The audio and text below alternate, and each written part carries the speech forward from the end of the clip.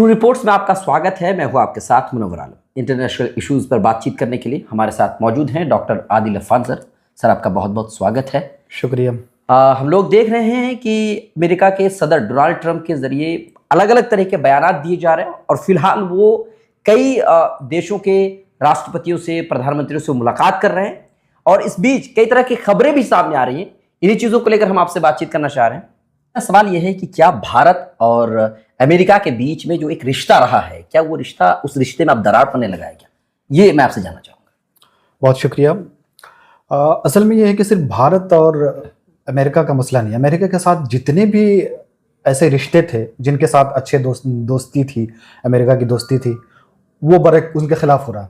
जिनके साथ उनकी दुश्मनी थी उनके दोस्त बन रहे हैं और जिनसे उनकी दोस्ती थी उनके दुश्मन धीरे धीरे उससे दूरी पैदा होती जा रही है। आप अगर देखेंगे यूक्रेन का मसला, यूक्रेन अमेरिका का सबसे बड़ा एक तरह से सपोर्टर और दोस्त कंट्री था, लेकिन यूक्रेन उसके बरखिलाफ हो गया। ईरान के बारे में देख लीजिए, ईरान से मतलब ट्रंप से पहले जो है ईरान और अमेरिका बिल्कुल दो नदी के दो किनारे थे, अलग अलग कभी एक साथ हो ही नहीं सकते। अच्छा। कभी सोच भी नहीं सकता, लेकिन अभी बातचीत हो रही है। तो एक तरह से ट्रंप आने के बाद सारी चीज़ें तब्दील हो रही है। यूएस का जो पॉलिसी है, फॉरेन पॉलिसी, हालांकि ऐसा बहुत कम होता था कि अमेरिका की फॉरेन पॉलिसी बदलती नहीं थी। अब तक जितना हम लोगों ने ऑब्जर्व किया, देखा है कि उनकी फॉरेन पॉलिसी, चाहे वो किसी भी मामले में हो, उनकी फॉरेन पॉलिसी भी कोई भी सरकार आए, चाहे डेमोक्रेट की आए या फिर रिपब्लिकन की आए, उनकी फॉरेन पॉलिसी सेम रहती थी। लेकिन ट्रंप आने के बाद सारी चीज़ें एकदम से उलटफेर हो गई। ट्रंप का रवैया जो होता है किसी से बात करने का या किसी के साथ डिस्कशन करने का, वो सारी चीज़ें भी तब्दील हो रही।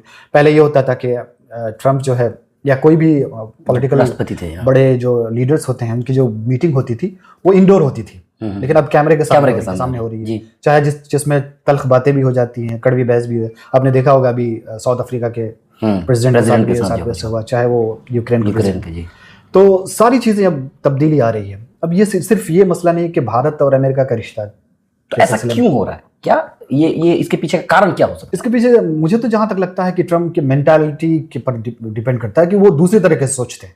उनका सोचने का अलग तरीका है। वो सिर्फ हर चीज को वो अपने फायदे में लाना चाह रहे हैं कि देश का फायदा उनके लिए पहले होता है या अपना फायदा? कह तो रहे हैं कि अमेरिका फर्स्ट और अमेरिका ग्रेट अगेन, इस तरह के नारा तो दे रहे हैं, लेकिन अब वो अमेरिका वाले ही बेहतर बता सकते हैं कि कितना उन्हें फ़ायदा हो रहा है, कितना उन्हें नुकसान हो रहा है।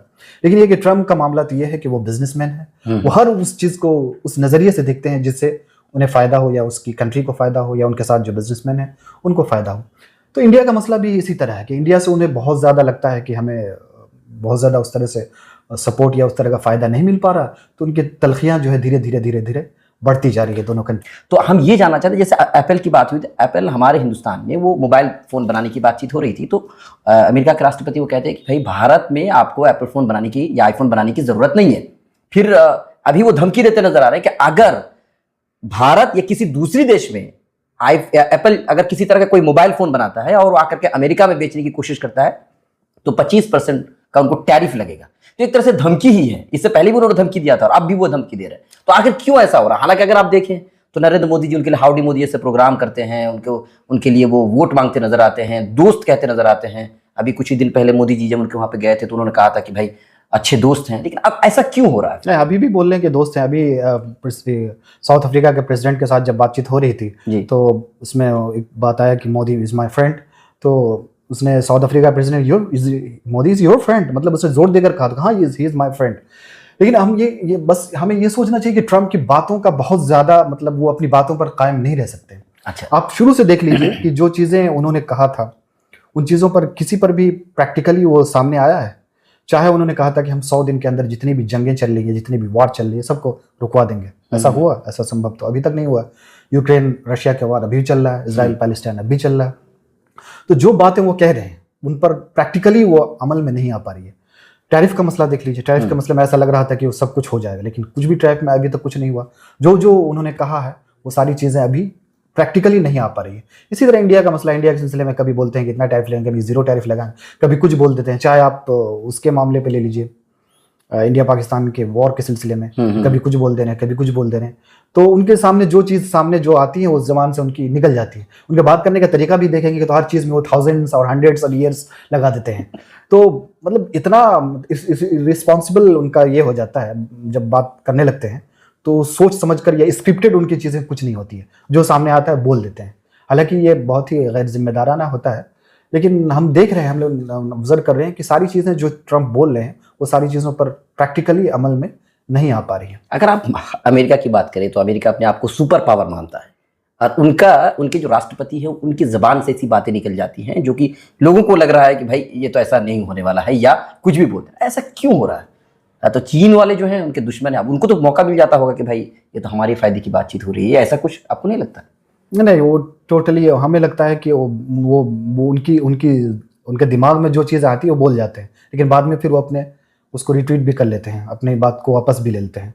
तो बहुत ज़्यादा अभी ट्रंप की बातों से परेशान होने की ज़रूरत नहीं है। अभी बोला है, हो सकता है कल कुछ और स्टेटमेंट दे दे और जैसा चल रहा है वैसे ही चलेगा। अच्छा चलिए, आपका एक सोशल मीडिया पर एक पोस्ट डाला था और आपने उसने कहा था कि अभी डोनाल्ड ट्रंप जो है वो गल्फ कंट्रीज गए हुए थे, तो वहाँ से उनको $4.25 ट्रिलियन का उनको ये मिला, इन्वेस्टमेंट मिला है।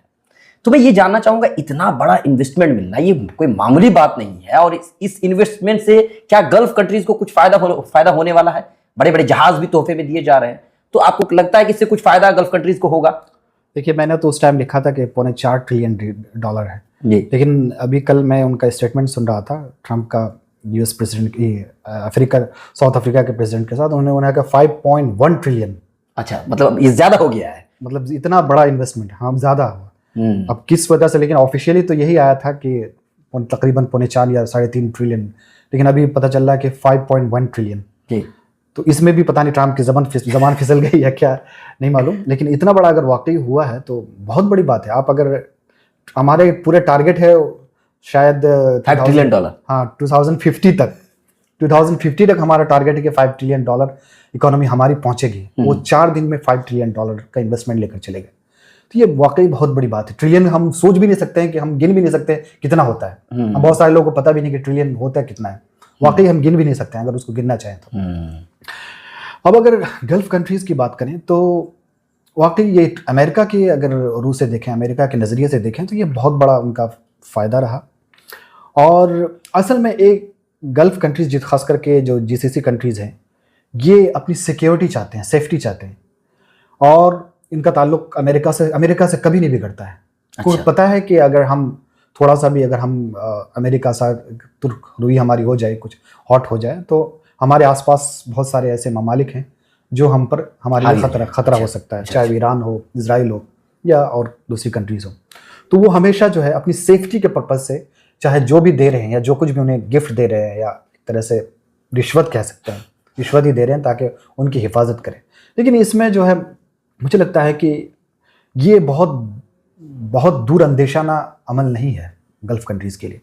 आप सोचिए कि इनके पास इतने पैसे हैं, गल्फ कंट्रीज़ में इतने ज़्यादा पैसे हैं कि इन्होंने इतने हदिये इतने में दे दिए, फ्री में दे दिए, जो हम कभी तसव्वुर भी नहीं कर सकते हैं। हमारे पूरे एक स्टेट का बजट जितना होता है उतना इन्होंने हदिये में दे देते हैं इनको।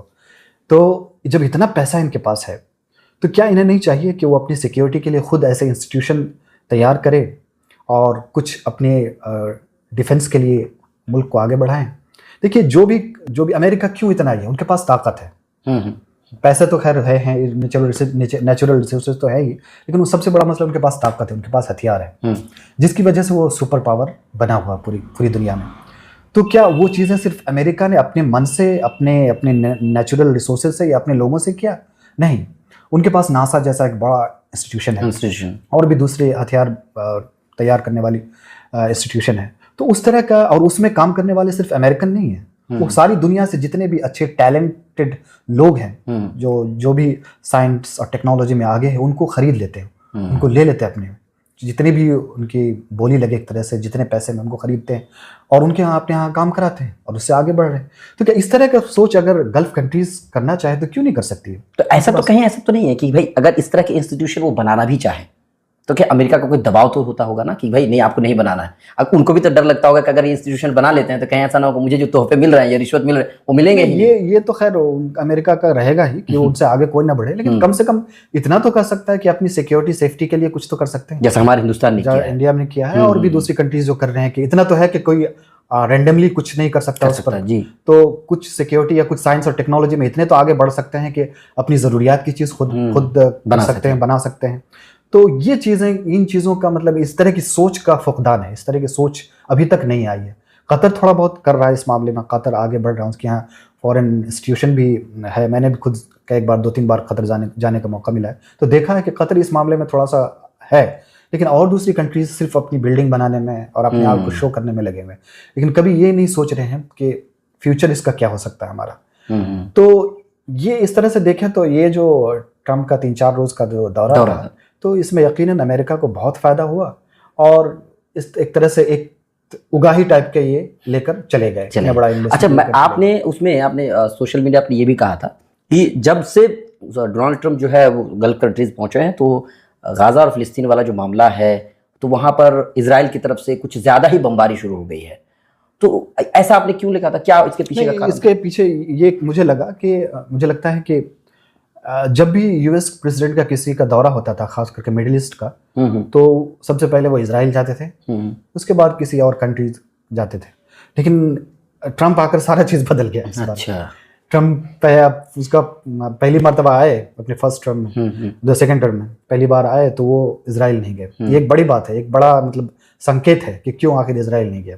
ठीक। तो इस तरह से उनको लगा, इजराइलियों को लग रहा है कि कहीं ट्रम्प का रवैया तो बदल नहीं रहा, मतलब इजराइल के प्रति रवैया तो बदल नहीं रहा। तो उसने और ज्यादा प्रेशर और दुनिया को अट्रैक्ट करने के लिए और ज्यादा उसने, खास करके मुझे लगता है कि उसने बमबारी शुरू कर दी।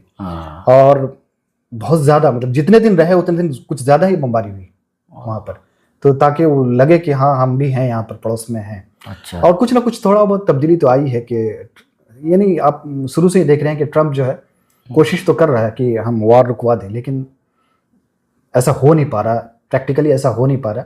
और इजराइल के तहीं उनका कहीं ना कहीं थोड़ा बहुत तो रवैया तब्दीली तब आया, उसमें रवैये में कुछ बदलाव तो आया ही है, क्योंकि जिस तरह के संकेत आ रहे हैं, जिस तरह की चीज़ें सामने आ रही हैं, उससे ऐसा नहीं लग रहा है कि पहले जैसा था वैसा ही रहेगा अब है ऐसा। अच्छा सर, एक बात मैं लास्ट में आपसे सवाल पूछना चाहूँगा कि अभी जो है यूएन की तरफ से एक रिपोर्ट आई थी कि अगर अभी परसों तरसों की रिपोर्ट है, उसमें कहा गया था कि अगर सही तरीके से फ़लस्तीनियों को या गाज़ा में जो लोग हैं उनको खाना नहीं पहुंचाया गया तो 48 घंटे में हज़ारों बच्चों की मौत हो सकती है। तो मैं आपसे ये जानना चाहूँगा कि तो इतनी बड़ी दुनिया है और इतने सारे लोग हैं, इतने सारे देश हैं, कुछ आखिर कर क्यों नहीं पा रहा? इतने सारे बच्चे की मौत हो रही है लेकिन कोई आवाज़ उठाने तक को तैयार नहीं।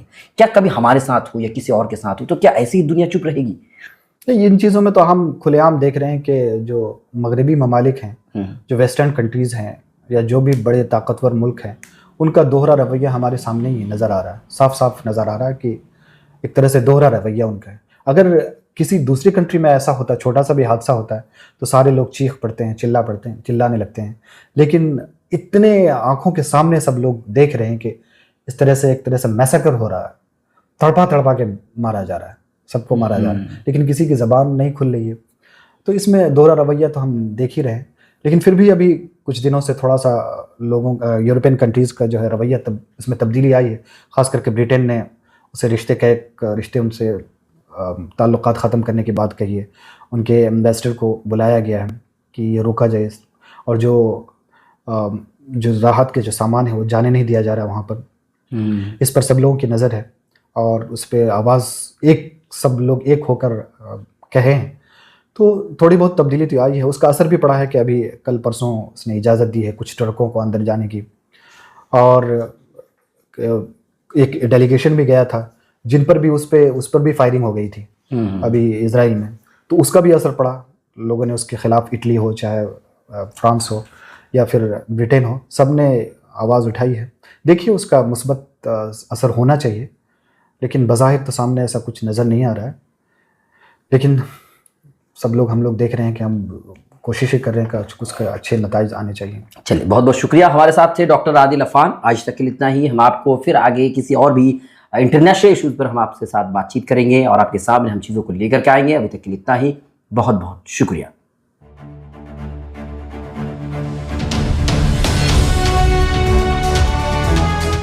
ट्रू रिपोर्ट्स, सच आप तक।